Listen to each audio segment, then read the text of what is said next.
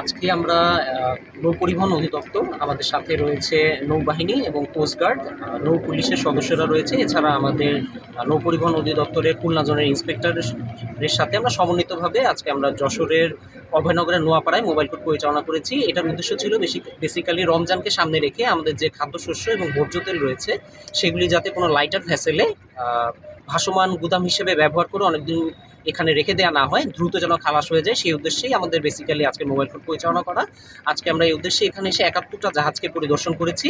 তার মধ্যে আমরা ভোজ্য তেলের কোনো জাহাজকে পাইনি, তবে খাদ্যশস্যের যে জাহাজগুলো রয়েছে সেগুলি নির্ধারিত সময়ের মধ্যেই খালাস হচ্ছে এবং আমদানিকারক বা যারা এগুলি নিয়ে এসেছে যে কোম্পানিগুলো, তাদের সাথে যোগাযোগ করে দ্রুত যেন খাদ্যশস্যগুলো খালাস করা হয় সেজন্য তাগিদ প্রদান করা হয়েছে।